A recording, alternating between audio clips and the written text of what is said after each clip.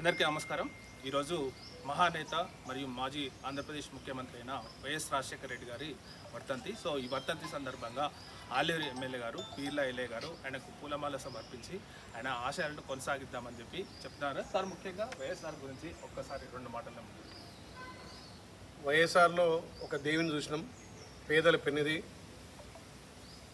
కీర్తిశేషులు వైఎస్ రాజశేఖర్ గారి 16వ వర్ధంతి సందర్భంగా ఆయన ఘనంగా నివాళులర్పించి పేదోడి గుండె ధైర్యం, పేదోడికి ఆత్మధైర్యంగా పేదల పక్షాన ప్రతి కుటుంబంలో ఒక దేవుని లెక్క ప్రతి ఇంట్లో నాకు తెలిసి వైఎస్ఆర్ గారి ఫోటో ఉంటుంది.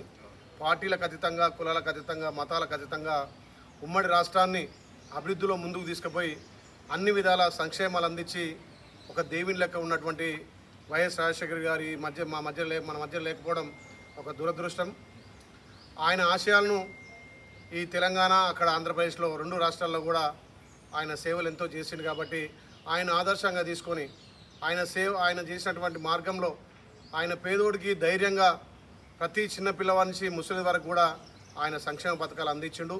ముఖ్యంగా ఆరోగ్యశ్రీ పథకం ఎన్నో ప్రాణాలను కాపాడి ఇలా ఆయన అందరిలో దేవుడిగా ఉండు. కాబట్టి ఆయన ఆశయాలను తెలంగాణలో గౌరవ ముఖ్యమంత్రి రేవంత్ రెడ్డి గారు ప్రజాపాలన ద్వారా అప్పుడున్నటువంటి 5 లక్షల ఆరోగ్యశ్రీని మా ప్రభుత్వం రాగానే 10 లక్షలు చేసి పేదోడికి ఇంకా ధైర్యం ఉండాలి, పేదోడికి కార్పొరేట్ స్థాయిలో వైద్యం అందాలని చెప్పి ఆయన ఆశయాలను సాధిస్తున్నాం.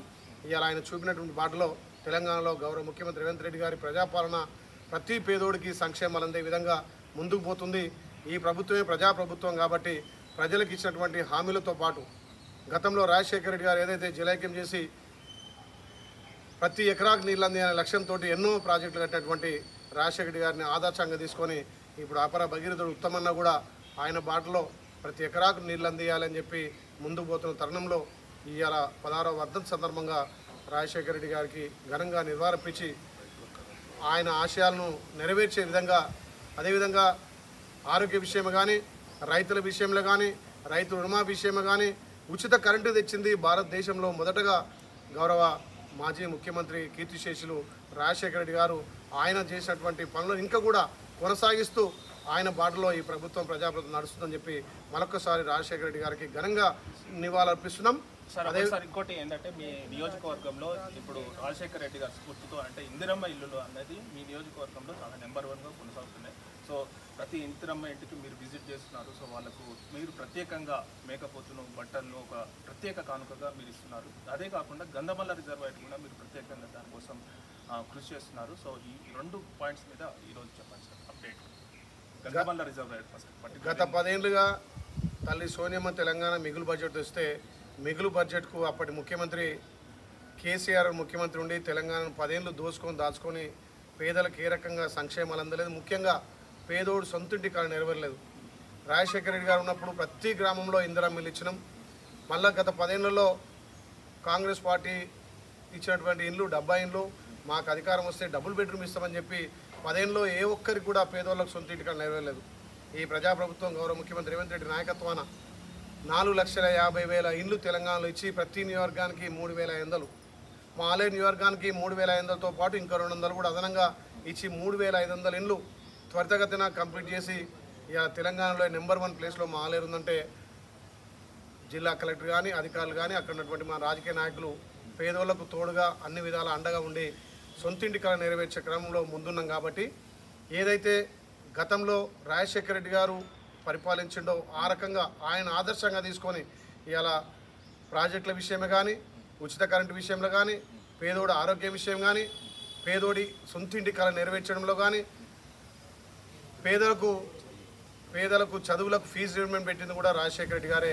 అదేవిధంగా పేదోడి ఆత్మగౌరవానికి ప్రతీకగా ఉన్నటువంటి రేషన్ కార్డు, తెల్ల రేషన్ కార్డు కూడా గత 10-12 సంవత్సరాలు రాకుండా ఇవాళ ప్రతి కుటుంబంలో అర్హులందరికీ రేషన్ కార్డు ఇచ్చి ఈ ప్రజాపాలన ముందుకు పోతుంది. కాబట్టి గౌరవ కీర్తిశేషులు రాజశేఖర రెడ్డి గారి ఆశయాలను తప్పకుండా మేము ముందుకు తీసుకుపోయి ఆయన ఏదైతే పేదల సంక్షేమం కోసం, రాష్ట్ర అభివృద్ధి కోసం పాటుపడ్డాడో అదే దిశలో ఈ ప్రజాప్రభుత్వం గౌరవ ముఖ్యమంత్రి ముందుకు పోతుండు.